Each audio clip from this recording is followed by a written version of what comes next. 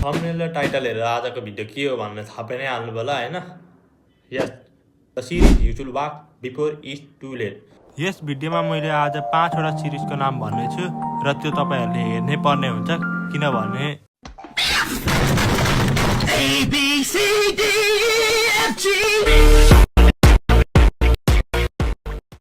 र 5 नम्बरमा रहेको छ डेमन स्लेयर। छ्या कोही कार्टुन पनि हेर्छ र।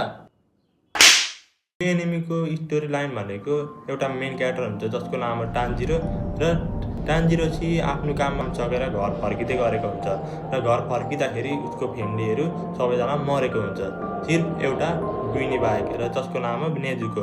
ओभरअल यो एनिमीको 4 वटा सिजन छ र 2टा मुभी छ र यसको आइएमडीबी रेटिङ भनेको 8.6 छ जुन एकदमै दामी हो हैन। यो सिरिजको मेन कुरा भनेको एनिमेसन यस्तो दामी छ हैन तपाईहरुले हेर्नै पर्ने हुन्छ।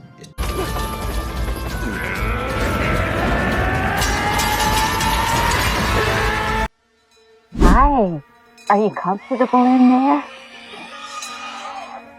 नम्बरमा रहेको छ फ्रम।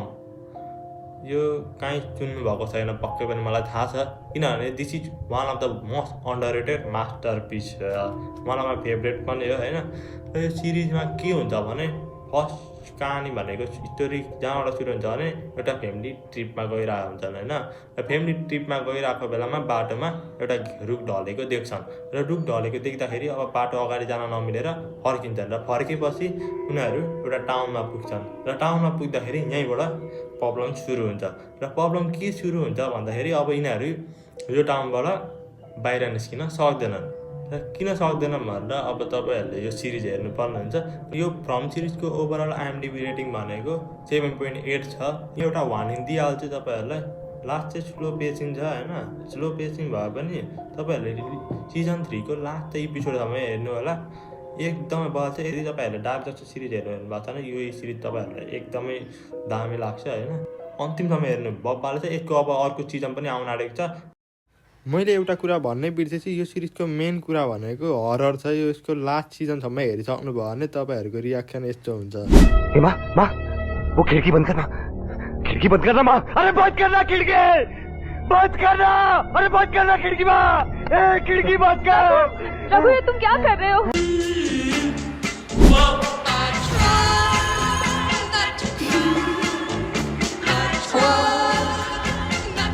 Hello?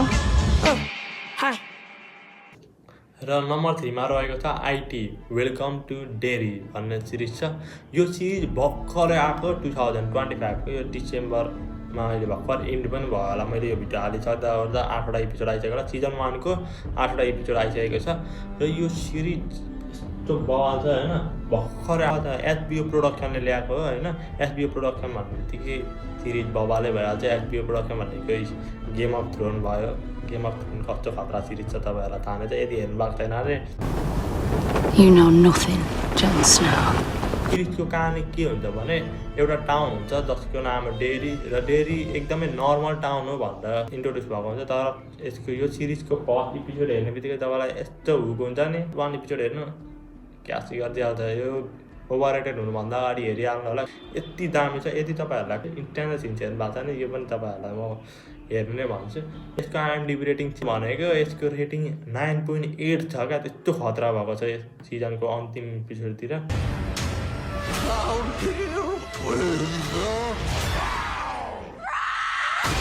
नम्बर 2 मा रहेको छ स्ट्रेन्जर थिङ्ग्स। यो त सबले सुनेकै होला स्ट्रेन्जर थिङ्ग्स। तर यदि तपाईहरु कसैले स्ट्रेन्जर थिङ्ग्स हेर्नु भएको छैन भने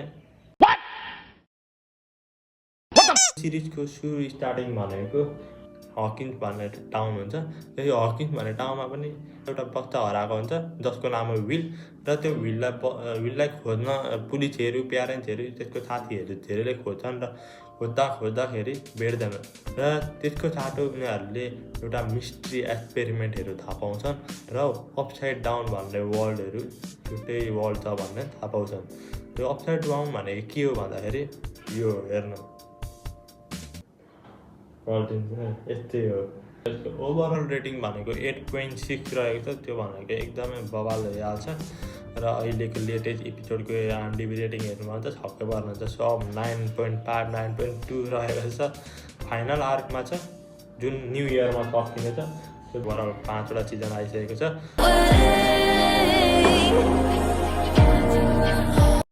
नम्बर 1 सिरिज भन्नु अगाडि यदि हजुरहरू यो च्यानलमा नयाँ हुनुहुन्छ भने प्लिज च्यानललाई सब्सक्राइब गरिदिनु होला र साइडमा रहेको बेल आइकन पनि क्लिक गरिदिनुहोस्। मन परेमा लाइक र सेयर पनि गरिदिनु होला र यदि यो भिडियोमा केही प्रब्लम इम्प्रुभमेन्टहरू ल्याउनु छ भने कमेन्ट गरिदिनु होला कि म आफ्नो बेस्ट गर्नेछु र भिडियो बेस्ट क्वालिटीमा ल्याउनेछु र नेपालमा एनिमी र सिरिजको कम्युनिटी एकदमै अडियन्सहरू ग्रो गर्न मन छ मलाई। एकदम सपोर्ट गरिदिनु होला र अबको number 1 सिरिजमा लागौँ। Wealth, fame, power. Gold Roger, the king of the pirates. र नम्बर 1 सिरिज रहेको छ वान पिस। वान पिस यस्तो एनिमी हो जहाँ तपाईँहरूले सबै थोक पाउनुहुन्छ क्या, एडभेन्चर, एक्सन, कमेडी। र यो एनिमी धेरैजनाले कम्प्लेन गर्नुहुन्छ यो एनिमी लास्ट चाहिँ लामो छ, यो हेर्दा हेर्दा त बुढो भयो भने त मेरो करियर जान्छ भन्नुहुन्छ नि।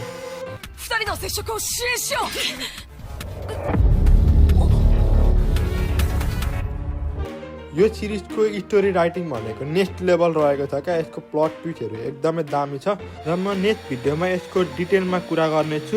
The reason you should watch one piece. One Piece wa jitsuzai suru.